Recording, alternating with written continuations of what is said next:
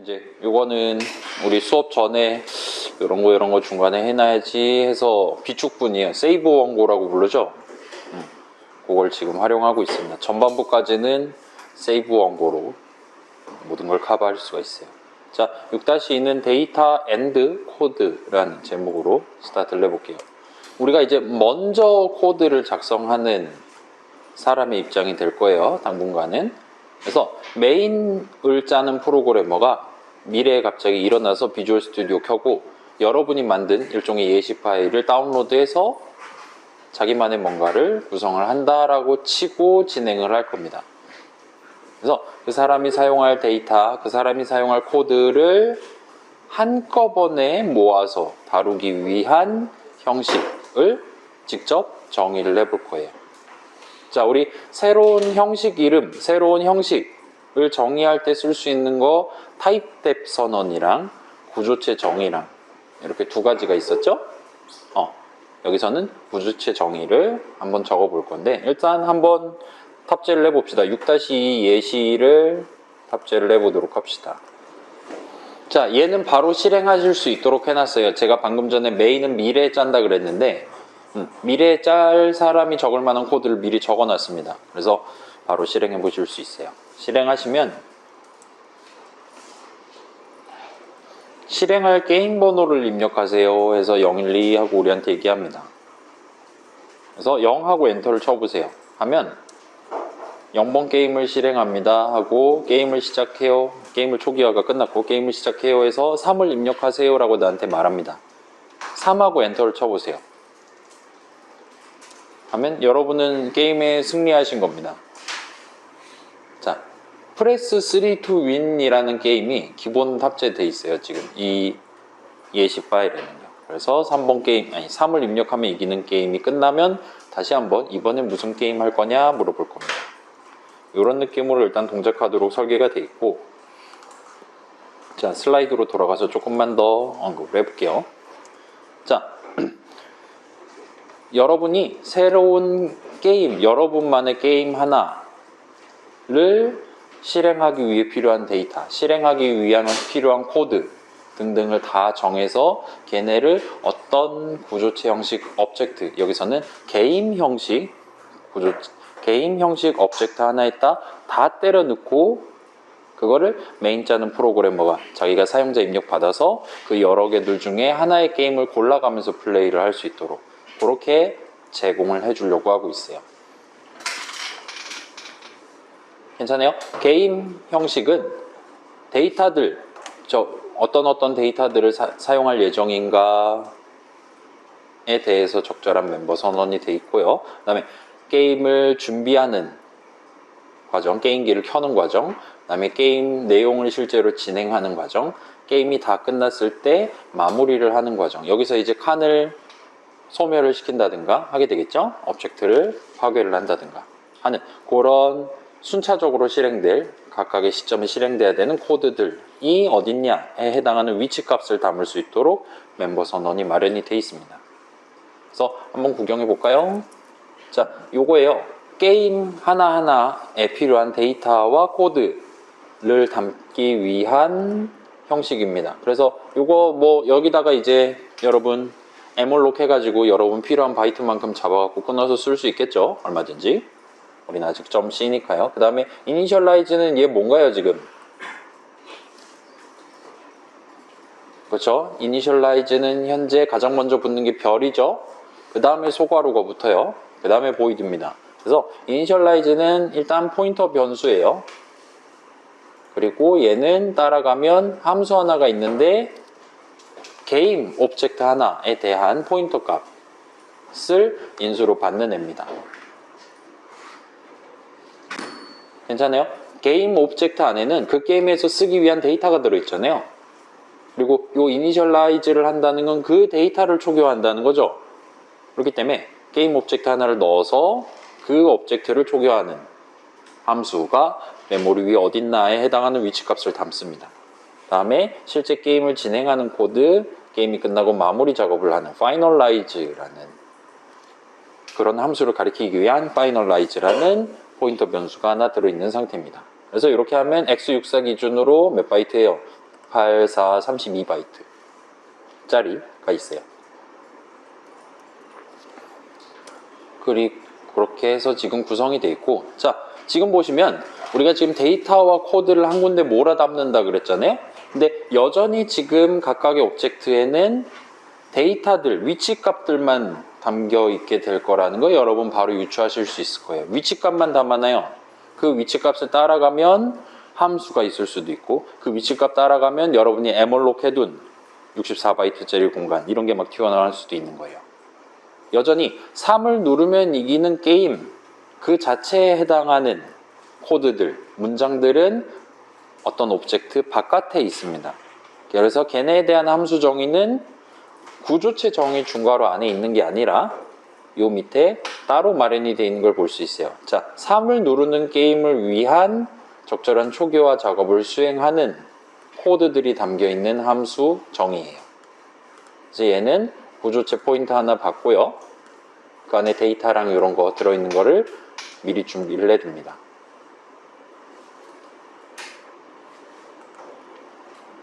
그 다음에 등등등을 진행을 해요. 그래서 3을 입력하세요 하면은 여기다가 3을 집어넣는 거고요. 와 같은 것들을 합니다. 그래서 게임을 시작해요. 3을 입력하세요. 스캔F에서 지금 게임 오브젝트 안에 데이터 마련되어 있고, 거기에 지금 수동으로 저는 잡아놓은 거예요. 수동으로 4번째 위치에서 있다가 %t에서 집어넣고, 그 다음에 0번째 미리 정해놓은 거랑 3이 들어있죠.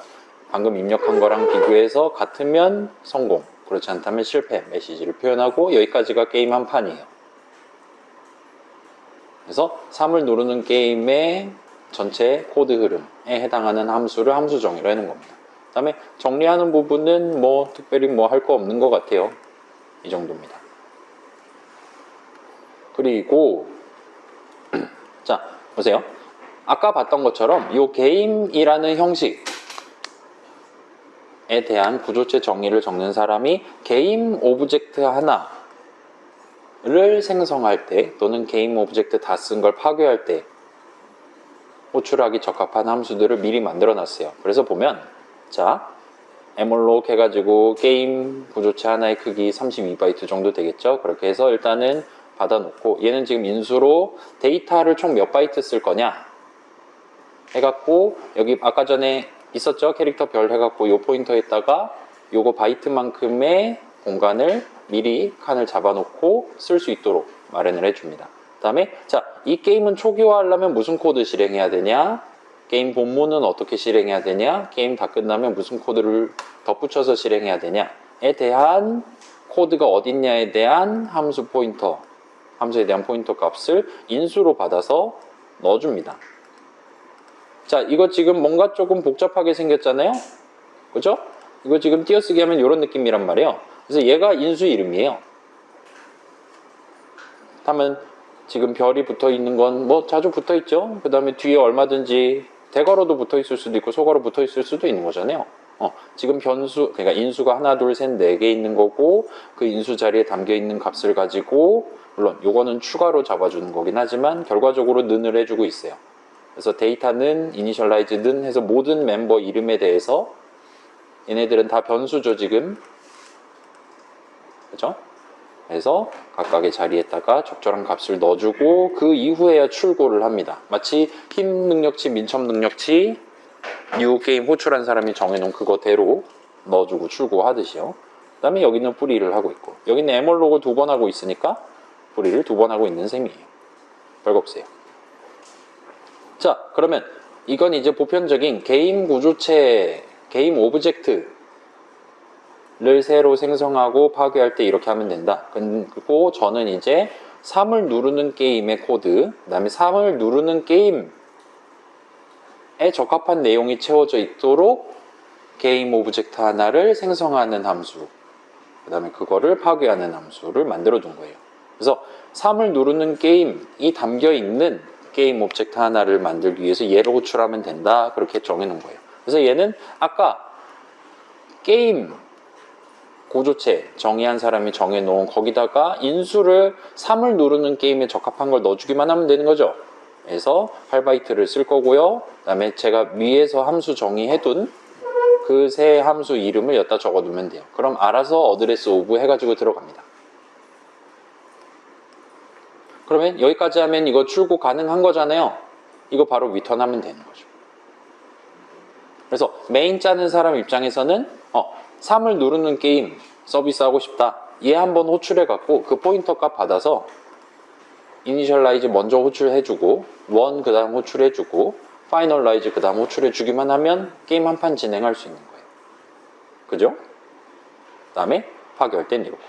자, 그래서 여기서의 목표는 이게 어쩌다 최종 목표가 돼버렸는데 조금만 더 진행할게요. 여러분의 게임을 한번 직접 구성을 해보는 거예요. 잠깐 시간을 내서 자, 예시 코드에 지금 Press 3 to Win 이라는 아주 직관적이고 재미있는 게임에 대한 코드가 적혀 있습니다.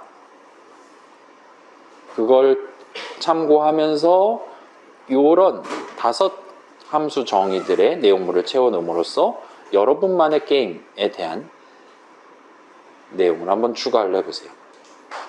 그래서 내 게임 시작하기 전에 어떤 데이터를 미리 세팅해 놔야 되나, 내 게임 전체 코드 흐름은 어떻게 흘러가야 되나, 그 다음에 내 게임 실행 다 끝나면 최종적으로 무슨 메시지 출력하거나 작업들을 해야 되나, 그 다음에 내 게임과 관련한 데이터들이 담겨 있는 게임 오브젝트를 출고하기 위한 new my game이라는 함수의 함수 정의. 얘는 new game이라는 함수에 대한 함수 호출식을 여러분의 게임에 맞게 적절한 함수 이름 적어가면서 몇 바이트 쓸 건가 잡아가면서 해주기만 하면 돼요. 그래서 예시 코드 참고하면서 진행하시면 되고, 자, 여러분 표절은 창작의 어머니잖아요. 7을 누르면 이기는 게임 하셔도 되긴 합니다. 그건 여러분 자유에 맡길게요. 그리고 지금 또 저는 지금 칸을 수동으로 잡았어요. 게임에서 쓸 칸을. 근데 여러분 그게 싫다 라면 여러분은 그냥 귀찮으니까, 자 볼게요. 여기다가 그냥 뭐 int 답 이런 식으로 적어가면서 활용하셔도 됩니다. 이러면 이제 자동으로 칸을 잡겠다는 거죠. 여기다 적으셔서 진행을 하시면 됩니다. 어차피 3을 누르면 이기는 게임은 저 이름도 신경도 안 쓰거든요. 그래서 걱정 안 하셔도 돼요. 다만 이렇게 답 같은 걸 적어놨다라면 그 답에다가 지금 보세요. 리졸트의 답은 0 이런 식으로 나중에 정할 예정이라면 필요가 없지만 0을 누르면 이기는 게임, 이거 답 저 자리에 0을 담고, 그러니까 답을 담아놓고 싶다라면은 거기다 0 담는 거는 여러분이 직접 데이터 흐름을 미리 케어를 하고 출고를 해주시면 됩니다. 그 정도만 신경을 써주세요.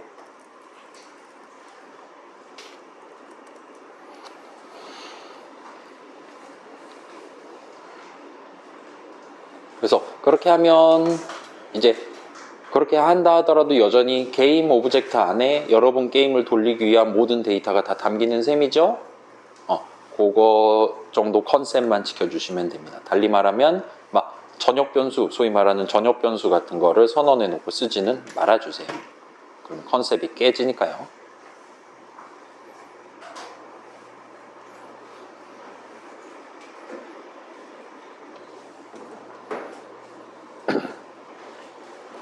자, 게임 너무 복잡한 거 하지 말아요. 이거 여러분이 진행하는 마지막 실습이긴 하지만 뒤에 내용이 아직 남아 있습니다. 무려 69페이지나 남아 있어요. 그러니까 간단한 게임 한번 직접 구성을 해보는 걸 추천을 드립니다. 지금 4시 49분인데 한 30분 정도만 합시다. 그래서 5시 20분 정도에 다음 내용을 이어서 진행을 해보도록 할게요.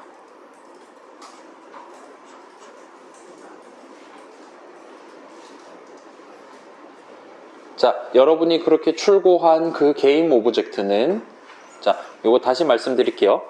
여러분이 run my game이라는 함수에 대한 함수 내용물을 구성한다. 그러면 여러분이 출고한 그 게임 오브젝트는 얘예요.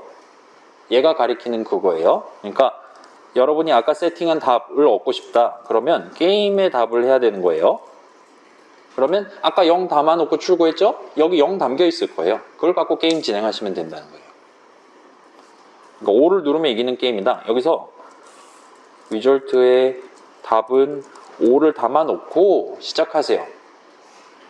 여러분의 게임 오브젝트에는 답이 5인 상태로 들어가 있을 거예요. 그럼 여기서 답은 5냐 이런 식으로 검사를 할 수 있겠죠? 아니면 저 사람이 입력한 숫자, 예를 들어 뭐 초이스 해서 입력을 받았어요. 답이랑 초이스랑 같으면 성공입니다 라고 출력한다는 건 저 사람이 5를 입력했나를 검사하는 셈이 되는 거예요.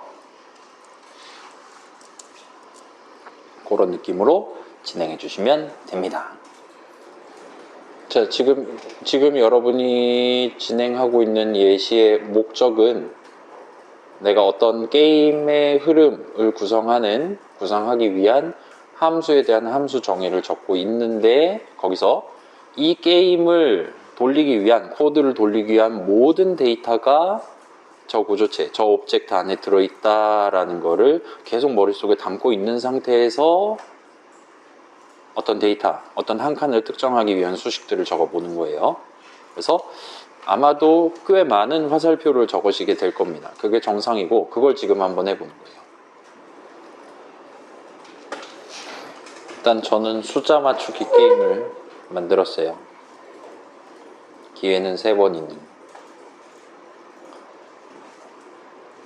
이런 거를 제출하게 하고 우리 게임 40선 해가지고 딱 프로그램 하나 만들어서 공유를 해도 나쁘지 않겠지만, 그런 건 정교학기를 해야 우리의 덕심을 원활하게 태울 수 있을 것 같으니까, 그런 면에서는 좀 아쉬운 것 같아요. 우리가 이 내용을 가지고 일주일을 이것저것 해볼 수 있는 기회가 있는 거랑 12시간을 해볼 수 있는 기회가 있는 거는 차이가 좀 크니까요. 생각해보면 여러분 지금 6일째 하루에 4분의 1을 600보호에서 있다가 가는 겁니다. 쉽지 않죠. 자야 될 거 아니에요. 집에도 가야 되고. 자, 14분이에요. 잠깐만 앞에를 구경을 해봅시다. 자, 여러분 뭐 자기가 지금 엄청난 대단한 게임 만들었다 한번 손들어 볼래? 나 자랑하고 싶다. 공개적으로 자랑하긴 좀 쉽지 않겠지만, 개인적으로 나 이거 좀 뿌듯한데 하면 제가 돌아다닐 때 손을 들고 내 것도 좀 봐달라고 얘기해 주세요. 자, 저는 지금 숫자 맞추기 게임인데 1에서, 자, 실행해 볼게요. 실행하면 전 1번 게임이 여러분 게임이에요. 엔터 치면 1에서 9 사이의 숫자를 입력하세요. 5를 입력하면 지금 그러니까 5라는 숫자는 너무 크다라고 얘기를 하고 있어요. 그래서 기회를 한 번 더 줍니다. 총 3번을 줄 거예요. 그러면 2 하면, 왜 맞추면 안 되는데? 다시 해볼게요. 5 하면 작다 그러고, 이번에는 6 하면 작다 그러고, 8 하면 답은 7이었나 봐요. 그래서 3번 기회가 끝나면 게임 오버 메시지가 나올 수도 있도록 하고, 게임이 끝나고 다시 한번 물어볼 겁니다. 다시 한번 1 하고 엔터 치면 다시 한번 또 다른 답을 뽑아요. 이번엔 6이 답이었나 봐요. 이런 식으로. 그래서 게임 1 부분이 끝나면 파이널라이즈 하고, 다시 한번 또 똑같은 게임을 골랐다면 이니셜라이즈를 하고, 그런 느낌의 반복이 되어 있습니다. 여러분이 원한다면 언제든 100%의 승률을 자랑하는 3을 누르면 이기는 게임을 한번 해보시고 돌아오실 수도 있죠. 그래서 그런 느낌으로 지금 이 프로그램은, 그러니까 메인 함수 내용물은 구성이 되어 있는 상태예요. 자, 여러분 요거 내용물 구성할 때 지금 보세요. 자, initialize my game은 이 게임을 시작하기 전에 적절한 위치에, 적절한 멤버 자리에 적절한 데이터가 들어있도록 만들기 위한 함수예요. 그래서 저는 지금 주사위로 굴릴 거기 때문에 s랜드 어쩌고 하고, 그 다음에 이 게임의 답은 요거다. 이번 게임의 답은 요거다. 이 게임의 라이프는 3번 줄 거고, 그래서 이 게임의 라이프가 0보다 큰 동안 이 게임의 사용자가 고른 수는 키보드로 받을 거고요. 이 게임의 답이랑 이 게임의 사용자가 고른 숫자가 같으면 맞춘 거고, 그렇지 않다면 작거나 크다 힌트를 주면서 라이프를 깝니다. 그래서 라이프를 까다 보면은 이 조건식을 만족하지 않아서 튀어나올 수도 있고, 아니면 맞춰서 이 게임 자체의 원을 끝낼 수도 있고, 이 게임의 종말은 그렇게 2가지 케이스가 있어요. 그래서 만약에 while문 내용물 실행이 끝났다라는 건 맞추지 못했다는 거니까 패배 메시지가 튀어나옵니다. 그 다음에 finalize는 귀찮아서 아무것도 적지 않았어요. 자, 그 다음에 그렇게 해서 new my game의 목표는 이걸 호출만 하면 바로 여러분이 들고 가서 여러분만의 게임을 진행을 해볼 수 있을 만한 느낌으로 데이터가 미리 콕콕콕 들어가 있는 새로운 게임 오브젝트를 만들어서 생성을 해서 출고를 하는 게 목표예요. 그렇기 때문에 원래 여기 치사하게 3을 누르면 이기는 게임 함수 이름이 적혀 있었거든요. 그리고 여러분 게임용 함수에 대한 포인터 값이 담길 수 있도록 인수 자리에 다른 함수 이름을 넣어주면 됩니다. 밑에 거는 똑같이 진행해도 상관없을 것 같고요. 여러분이 특별히 에멀록을 또 하거나 하지 않은 이상. 자, 이렇게 지금 진행을 해서 지금 요게 미래에 여러분의 후배가 작성하게 돼 여러분의 게임을 플레이할 아니면 여러분의 게임에 플레이어라는 프로그램을 만들기 위한 그런 걸 목표로 가지고 있는 프로그래머가 작성하게 될 코드를 살짝 구경을 해볼게요. 그 친구는 게임을 게임팩을 2개를 사갖고 여기다가 담아놓고 나중에 골라서 쓸 수 있도록 그렇게 제공하려나 봐요. 그래서 0번째 게임은 3을 누르면 이기는 게임 오브젝트를 출고를 해서 바로 넣어줍니다. 1번째 게임은 여러분이 직접 만든 그 게임이에요. 그래서 탑재를 해놓고 반복을 시작을 합니다. 자, 그래서 사용자가 뭐를 입력했냐에 따라 그 번째 게임이 뭐냐 해서 걔를 골라서 담아놓기 위한 포인터 변수죠. 어떤 오브젝트를 쓸 거냐 해서 이렇게 쭉 진행을 해서 결과적으로 얘가 이 반복 실행 흐름이 끝이 나면 초이스 자리에는 0 또는 1이 담겨 있을 거예요. 그러면 여기 0이 담겨 있다. 나는 저기 꽂아놓은 0번째 게임 오브젝트를 들고 오면 됩니다. 그리고 그걸 가지고 게임을 진행을 하면 돼요. 게임을 진행하는 코드는 이렇게 문장 3개, 함수 호출식 3개로 마련이 돼 있어요. 자, 요 안에 데이터랑 코드가 다 들어있는 거죠. 데이터 관련 정보랑 코드 관련 정보가. 그래서 코드 관련 정보, 자, 지금 0하고 엔터 쳤다 칩시다. 그러면 3을 누르는 게임의 이니셜라이즈는 어떻게 해야 되냐라는 정보가 이 안에 담겨 있는 거예요. 그래서 걷다 화살표화해서 이니셜라이즈까지 하면 함수 하나가 특정되는 겁니다. 걔를 호출하는 거예요. 근데 이니셜라이즈를 한다는 건 이 게임 오브젝트를 3을 누르면 이기는 게임에 적합한 오브젝트가 되도록 데이터들을 미리 세팅을 하는 거잖아요. 그렇기 때문에 걔를 호출할 때 내가 방금 고른 게임 오브젝트를 넣어서 호출을 하고 있어요. 자, 이거 살짝 올라가 볼게요. 여러분이 만든 거 봅시다. 제가 만든 거 볼게요. 그렇게 인수로 받은 이 게임이라는 인수를 토대로 여러분의 개인 코드에서 사용할 데이터들이 지금 멤버로 이렇게 콕콕 박혀 있는 거죠. 저도 귀찮아서 이런 식으로 진행한 거예요. 그래서 이 이니셜라이즈 마이 게임의 목표는 이 포인터 변수로 특정되는 그 오브젝트의 데이터들을 초기화하는 거예요. 따라서 이 인수는 반드시 필요하죠. 저 오브젝트에다가 내 게임이 시작하기 위해 필요한 적절한 데이터를 적절한 멤버 자리에 넣는 게 얘의 목표예요. 그래서 화살표해서 적절한 값. 이거 이니셜라이즈 할 때마다 새로 뽑는 거니까 매번 다른 게임 하는 셈이죠. 라이프는 항상 3으로 스타트 할 거고. 이런 식의 는 수식을 담게 됩니다. 그 다음에 1은 아까 봤듯이 대충 비슷한 느낌이죠. 저기에 미리 담겨 있는 값을 들고 와서 사용하거나 아니면은 중간중간에 새로 등장하는 값을 또 담거나 필요하다면 비교를 해가면서 분기 반복 구조를 실행하거나 와 같은 데이터 및 코드 흐름이 발생을 하는데 그때 데이터 흐름이 발생할 때마다 항상 게임 오브젝트에 있는 인트 한 칸을 사용해서 작업을 수행하는 걸 볼 수 있습니다. 그래서 이 게임이 어떻게 실행돼야 되냐, 코드는 어디 적혀 있냐, 플러스 그 게임이 필요한 데이터는 어디 있냐 를 조합을 해서 이렇게 함수 호출식이 구성돼요. 파이널라이즈는 아무것도 안 하긴 하지만 얘도 역시나 이 오브젝트에 있는 걸로 특정되는 코드를 이 오브젝트 자체를 집어넣어서 실행을 해야 정상적으로 돌아갈 겁니다. 그래서 이 순차적으로 땅땅땅 실행을 성공적으로 끝내면 이번 번째 게임 실행이 끝이 나게 되는 거죠. 그래서 지금은 케이스가 존재하지 않기는 하지만 맨 나중에 저 오브젝트를 파괴하는 것까지. 그래서 파괴는 아까 0번 게임만 진행했다고 0번만 파괴하는 거 아니죠? 우리가 여기서 new 3을 누르면 이기는 게임, new 여러분의 게임을 만들었으니까 각각에 대해서 따박따박 파괴를 해주시면 됩니다.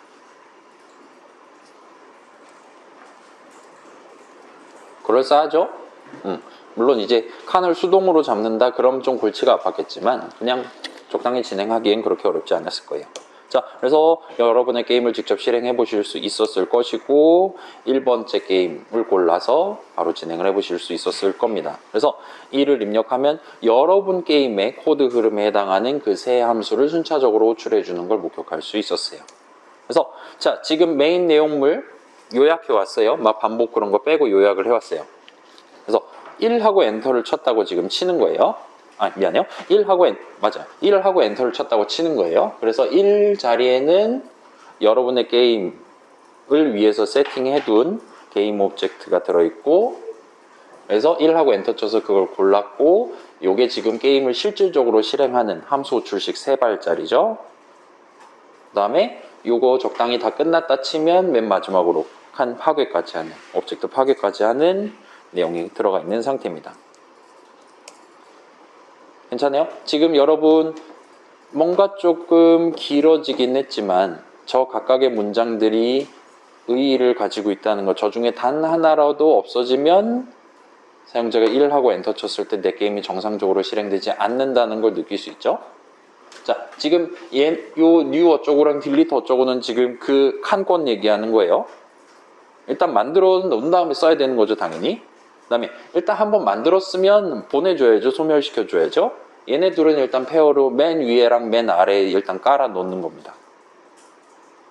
그리고 그 안에서 저 오브젝트를 사용을 할 때가 지금은 그게 더 중요한 부분이라고 보시면 돼요.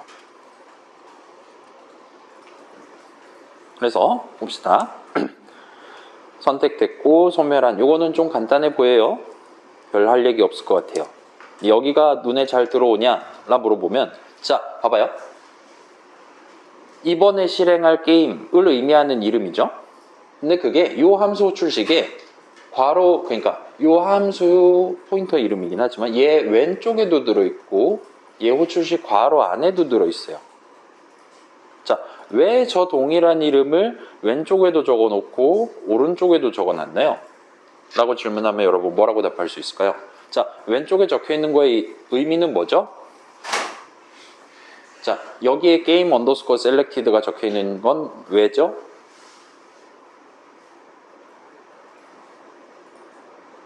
예를 들어서 지금 이게 1번 게임이란 말이에요. 여기에 0번 게임의 화살표하고 이니셜라이즈를 하면 여러분의 게임은 잘 실행되나요? 아니죠. 거기 있는 함수 포인터는 여러분이 만들어 놓은 이니셜라이즈 마이 게임이 아니라 이니셜라이즈 3을 누르면 이기는 게임 함수에 대한 위치값이 담겨 있단 말이에요. 그 함수로 호출하면 안 돼요. 여러분 게임만을 위한 여러분이 정의해 놓은 그 함수 정의 내용물을 실행해야 된단 말이에요. 근데 그 함수 정의 내용물이 어디 적혀 있냐? 어디 있냐에 대한 정보는 이 오브젝트 안에 들어있어요. 여러분의 오브젝트 안에 들어있어요. 그렇기 때문에 반드시 여기는 요 1번째 게임이 튀어나오는 그 수식을 적어줘야만 합니다. 그 다음에 여기는 왜 이걸 적어줘야 되나요? 0번째 게임 오브젝트 넣으면 안 되나요? 안 되죠. 여기도 마찬가지로. 거기에는 여러분의 게임을 정상적으로 실행하기 위한 데이터가 마련되어 있지 않아요. 에멀록 같은 거를 그죠? 그렇다고 보면 될 것 같아요. 그래서 저는 8바이트를 쓰지만 여러분은 더 많은 바이트를 쓸 수도 있잖아요. 그 정도로 봐주시면 될 것 같습니다. 그래서 여러분의 게임 오브젝트를 초기화해야 되고 여러분의 게임 오브젝트 안에 들어있는 데이터를 가지고 여러분의 코드를 실행해야 되는 거고 마지막 마무리도 여러분의 오브젝트를 들고 해야 되니까 오른쪽에 게임 언더스코어 셀렉티드가 들어가는 건 너무나도 당연해 보여요. 다른 거 집어넣으면 안 돼요. 그래서 방금 얘기했던 내용 다시 요약하면 이렇게 됩니다. 저 게임 언더스코어 셀렉티드 대신에 게임스 대괄호 0 집어넣으면 안 된다는 거예요. 여기도 마찬가지로 셀렉티드 대신에 3을 누르면 이기는 게임 오브젝트 집어넣으면 정상적으로 돌아가지 않는다는 거예요.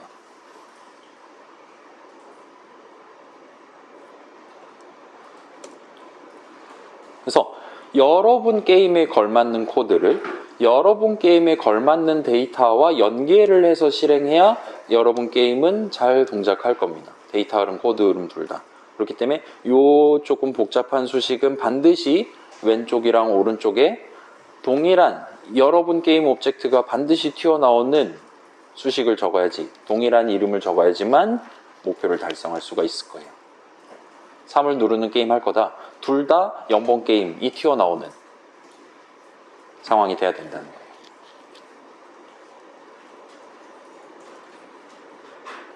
괜찮아요? 데이터와 코드의 연계 중요해요. 지금 코드, 무슨 코드 쓸 거냐, 무슨 데이터 쓸 거냐를 한 구조체에 몰아담았어요. 그래서 그 구조체에 담겨 있는 걸 토대로 어떤 코드 실행할 거다, 어떤 데이터를 사용할 거다 등등을 결정하고 있어요. 근데 게임은 데이터와 코드를 둘 다 잘 그대로 의도한 대로 연계를 해야 돼요. 따라서 그 코드를 실행할 땐 그 데이터를 넣어줘야 됩니다.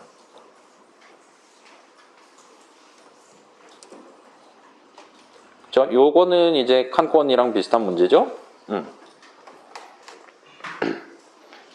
자, 지금 요거는 여러분이 만들어 놓은, 여러분은 아마 그 8바이트 쓰지 않고 0바이트 썼을 것이고 등등 세팅이 조금 다르잖아요. 그래서 여러분 게임용 값들이 담기는 게임 오브젝트를 출구하는 UMyGame을 호출해서 게임 오브젝트를 만들었다면 딜리트 할 때도 여러분 게임에 걸맞는 딜리트를 하는 게 의미 관점에서 타당하겠죠. 지금은 별 차이가 없긴 하지만 여기서도 형식이 동일하게 맞아 떨어져야 제대로 잘 실행될 거다라고 간단하게 유추를 할 수가 있을 겁니다. 의미 관점에서요. 그래서 굳이 풀이 똑같은 거 하는 거긴 하지만 만들어서 드린 거예요. 자, 지금 이게 중요해요. 우리가 지금 3명의 콜라보레이션이 발생한 거예요. 게임이라는 개념을 창시한 사람이랑 그다음에 여러분이랑 그 게임 개념을 써서 실제로 돌아갈 수 있는 하나의 게임의 데이터 흐름, 코드 흐름을 설계한 사람, 그다음에 그런 거를 꽂아가지고 이제 실제로 플레이를 하도록 사용자 입력받고 출력 등등 제어하고 하는 메인 코드 짜는 사람. 근데 요 전체 내용은 메인에 적혀 있어야 돼요. 가장 나중에 코드 짜는 사람이 요 순서대로 요 수식들 하나도 틀림없이 순서대로 다 적어줘야 됩니다. 우리가 만들어 놓은 게임이라는 개념, 여러분이 만든 게임, 코드 흐름, 데이터 흐름을 야기하기 위해서요. 근데 뭐라 그랬죠? 그 사람들은 믿을 만한 사람들이 아니에요. 여러분의 조카가 형 나 게임기 만들고 싶어 해서 여러분이 지금 이 코드를 짜서 보내주는 입장이라는 겁니다. 그 친구가 이렇게 따박따박 지금 우리는 예시에 적혀 있으니까 보고 납득을 한 거지, 이걸 맨땅에서 여러분 적을 수 있겠어요? 죽었다 깨나도 못하겠죠? 안 됩니다. 그거는 저도 안 될 거예요. 그래서 자, 문제점은 이거예요. 여기 이렇게 적었으면 여기 이렇게 적어야 돼요. 반드시. 여기 이렇게 적었으면 여기 이렇게 적어주는 게 맞아요. 근데 그걸 메인 짜는 사람이 그 어떤 도움도 없이 뭐 주석 같은 거 적거나 이메일 보내면 될 수도 있겠지만 그 사람은 얼마든지 이런 상황에서 실수를 할 수도 있다는 거예요. 근데 그 실수를 막을 수 있는 방안이 없다는 겁니다.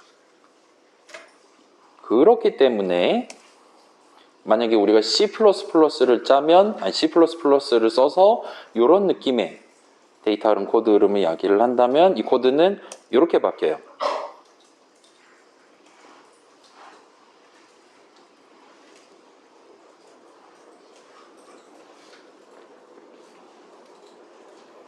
자, 괜찮아요? 딜리트 마이 게임은 사라졌어요. 이제 딜리트라는 연산자를 쓰고 거기다가 아까 받은 그 포인터 값만 이렇게 해서 던져주면 알아서 내 게임용 파괴를 위한 코드가 실행되게 만들 수 있어요. 여기는 사실 지금 큰 차이가 없는 상황이고요. 아까도 괄호 안에 아무것도 안 넣었죠? 여기도 지금 아까랑 똑같죠? 근데 얘네 셋은 꽤 많이 달라졌어요. 괄호 안에 더 이상 이걸 적지 않아도 됩니다. 그래서 조금만 더 구경을 해볼게요. 자, 일단 항상 여러분은 내가 이거 마이 게임이랍시고 형성했다면 마이게임에 걸맞는 마무리를 그 오브젝트에 대해서 지어줄 거예요. 그렇기 때문에 굳이 여기다 마이게임 형식 이름 적었을 때 여기다 더 적지 않아도 되도록 설계가 돼 있어요. 이 부분은 그렇고, 자, 이 부분도. 자, 여기다가 이 오브젝트가 나오는 수식을 적었다면 걔가 사용할 데이터도 이 안에 들어있단 말이에요. 동일한 오브젝트 안에. 그렇기 때문에 굳이 여러분이 괄호 안에 얘를 적지 않아도 알아서 진짜로 0번째 인수 자리에 이 친구에 대한 포인터 값을 자동으로 넣어서 보내주도록 설계가 돼 있어요. 그래서 이 스타일은 C 스타일이고 C++ 스타일대로 구조체를 구성한다면 이런 느낌으로 좀 더 간소화된 코드를 작성해도 동일한 목표를 달성할 수 있도록. 누가? 메인을 짜는 프로그래머. 그러면 이 정도는 조카한테 좀 부탁할 수 있겠죠. 제발 이니셜라이즈 좀 먼저 해줄래? 이 정도면 카톡으로 보낼 수 있잖아요. 그 정도까지 해주면 나랑 같이 협업을 할 수 있는 메인 짜는 프로그래머가 될 수 있는 거죠. 괜찮아요? 자, 메인 지금 적혀 있는 거 하나도 없어도 이 정도까지는 여러분이 해볼 만 하겠죠. 자기가 메인 짠다고 해도. 네, 이니셜라이즈 내용물 그렇게 적어 놓은 걸 다 알고 있으니까요. 어쩔식 이렇게 구성을 얼마든지 할 수 있을 겁니다. 자, 그래서 C++를 쓰면, C를 쓰는 거에 비해서 C++를 쓰면 나중에 미래 시점에 메인 함수 정의 내용물 적을 사람이 당연히 이거는 똑같은 거 적어야 되는데 왜 요즘 애들은 점점점 쯔쯔쯔 하면서 혀를 찰 가능성을 대폭 차단할 수가 있다는 거예요. 그래서 오류의 대부분은 여러분 손에서 발생하죠. 키보드 놀림을 잘못 놀려서 대부분의 오류는 발생을 합니다. 괜찮아요? 여러분은 키보드로 프로그래밍을 하는 거기 때문에 프로그래밍이 잘못됐다? 여러분 손이 잘못된 거예요. 잘못 누른 거예요. 그렇기 때문에 아예 키보드를 안 눌러도 되게 만드는 게 오류를 줄일 수 있는 가장 확실한 방법이에요. 이제 나중에 우리 기술적 특이점을 넘어가면 여러분 눈빛만 보고도 비주얼 스튜디오가 코드를 짜준다는 거예요. 아, 헬로월드 할 만한 눈빛이구만 하면 알아서 이 코드 다 적어준다는 거예요. 아직은 그런 시대가 아니긴 하지만 아무튼 여러분이 키보드를 덜 치면서 동일한 목표를 달성할 수 있다면 여러분이 오류를 낼 가능성도 그만큼 줄어든다는 겁니다. C++는 그쪽에 초점을 꽤 많이 맞춰놨다고 보시면 돼요. 자, 방금 본 것처럼 C 문법으로는 무슨 코드를 실행할 거냐를 여기서 찾는다. 그 코드를 실행하기 위해 동일한 애가 필요하다. 라는 의미 관점에서의 연동이, 데이터랑 코드의 연동을 C 문법상으로는 얘랑 다른가를 체크할 수 있는 방법이 없어요. 메인 짜는 사람이 그걸 케어를 해야 됩니다. 데이터와 코드의 연계를요. 근데 의미 관점에서 반드시 저 둘은 일치를 해야 되거든요. 프로그램의 실행이 잘 돌아가려면, 흐름이 잘 진행되려면. 그래서 메인 짜는 친구가 진짜 디버깅의 장인이에요. 조사식 다 쳐가면서 아 여기 일치하지 않는구만 해서 고칠 수 있을 만한 그런 능력이 없는 한은 강제로 그 둘을 일치시켜 줄 수 있는 C++를 쓰는 게, 굳이 안 적어도 되도록 만들어둔 C++를 쓰는 게 훨씬 더 안전하게 여러분이 진행할 수 있는, 협업을 진행할 수 있는 방법이라고 볼 수 있는 겁니다. 그래서 한 오브젝트에 서로 연계되는 데이터와 코드에 대한 정보를 몰아서 담는 게 C++에서는 가능하고 C에서도 가능했지만 C++는 그 연계를 풀지 못하게 만드는 게 가능하다는 거예요. 물론 이제 여러분이 연계를 깨는 게 목표다라면 C++는 더러운 프로그래밍 언어가 되는 거죠. 3을 누르면 숫자 맞추기 게임이 되는 그런 게임 만들어 볼까 하면서, 그거는 C++에서는 진짜 열심히 노력하지 않는 이상 어렵겠죠. 기본적으로 C++는 자동으로 연계가 될 수 있도록 구성을 해준다는 거예요. 그리고 여기 정도가 오늘의 마지막 슬라이드가 됩니다. 괜찮아요? C++라는 프로그래밍 언어가 그냥 누가 박사 졸업하려고 만든 언어가 아니에요. 분명히 수요가 있었습니다.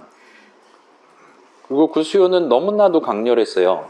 70년대랑 지금 판이 달라진 거예요. 자, 지금 21세기잖아요. 2020년대잖아요. 여러분 지금 절반이 비전공자입니다.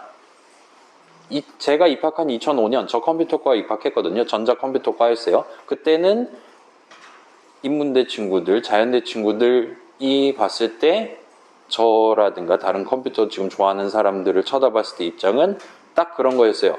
월드 오브 워크래프트 좋아하는 사람이라든가 스타크래프트 장인, 별로 가까이 하고 싶진 않은 존재. 딱 그 정도 위상이었단 말입니다. 학부생들 사이에서는요. 그렇게 판은 계속 달라지고 있고 그 중간중간 니즈가 생기면서 이제 파이썬이라든가 코틀린이라든가 스위프트라든가 그런 새로운 프로그래밍 언어들이 요즘 애들이랑 팀워크 못 해먹겠네? 그래서 천재들이 이제 중간중간 등장해서 저 친구들이 뭐를 안 해도 되도록, 아니면 미리 짜는 프로그래머가 뭐를 미리 장치를 내두면 쟤한테 빨간 줄을 그어줄 수 있도록 나중에 짜는 프로그래머가 선택할 수 있는 범주를 줄여주기 위해 이런저런 기능들이 조금씩 추가됐다고 보시면 돼요. 그리고 우리는 지금 그 타임라인이 70년대, 80년대 사이의 타임라인을 일단 기본적으로 짚고 갈 거고요. 우리 지금 C++ 표준 뭐 한다 그랬죠? 2020년도 표준을 쓴다 그랬잖아요. 그래서 1980년도부터 2020년도 사이에도 꽤 많은 변화가 있었고, 지금은 어떨까요, 여러분? 자, 7, 80년대는 좀 부정적인 변화였어요. 교수님들만 코드 짜다가 학부생도 갑자기 팀원이랍시고 들어온 거예요. 인턴이라고. 근데 같이 코드 짜지, 걔가 메인 짠대요. 걔가 알고리즘 짤 수는 없는 거잖아요. 메인 짜야 돼요. 근데 협업을 해야 돼요. 근데 다음 달까지 완성해야 돼요. 그러면 C++ 쓰는 거예요. 라는 고장신 그런 상황이었고, 지금은 어때요? 지금은 형편이 많이 좋아졌잖아요. 우리 비주얼 스튜디오 엄청 스마트해졌고, 그렇기 때문에 여러분들도 얼마든지 어떤 팀에서 한 부분을 담당하면서 진행을 할 수가 있게 된 거죠. 그렇다 보니까 요즘은 다시 조금 더 나중에 짜는 사람도 자유도를 어느 정도는 추가로 가져갈 수 있게, 하지만 크리티컬한 부분은 확실히 막아줄 수 있게, 그러니까 뭐는 되고 뭐는 안 된다라는 조건을 먼저 짜는 프로그래머가 정해놓으면 그걸 가지고 인클루드 했어요. 그래서 그 사람이 3하고 이렇게 진행하면 빨간 줄을 그어주고 4하고 진행하면 빨간 줄을 안 그어주는, 쉽게 생각하면 그런 식으로까지 커스터마이즈를 할 수가 있게 돼 있는 상황입니다. 그래서 그런 것들까지 후반부에 구경하면 궁극적으로 여러분이 그런 시대의 변화라든가 그런 먼저 짜는 사람의 고충이라든가 나중에 짜는 사람의 매너, 그다음에 어떤 것들을 구체적으로 두 사람 사이에서 정하거나 맞거나를 해야 되나, 서로 매너상 지켜야 되는 것들은 뭐 있나, 그리고 또 중요한 거, 그 사이에서 죽어가고 있는 오브젝트들을 위해 우리는 무엇을 해줄 수가 있나 같은 것들을 같이 구경을 해볼 예정입니다. 그래서 여기까지 하고 잠시 쉬고, 여기도 지금 코드가 있네, 이러면 안 되는데, 제 지금 클라우드에 심각한 문제가 있나 봐요. 아무튼 요 뒤에 이제 C++로 헬로 월드 해보고 키보드 입력받고 파일 입력받고 등등을 같이 해보게 될 것 같습니다. 그래서 지금 하기에는 여백이 부족하니까 오늘은 요 정도까지 하고, 여러분 지금 느낀 점 적기 딱 좋은 타이밍이죠. 지금 집에 못 가요. 떠내려갑니다. 자, 다 적은 친구들은 돌아가셔도 좋고 궁금한 거 있는 친구를 물어보셔도 좋아요. 자기가 만든 게임 자랑하고 싶다, 손을 들고 저를 찾아주세요.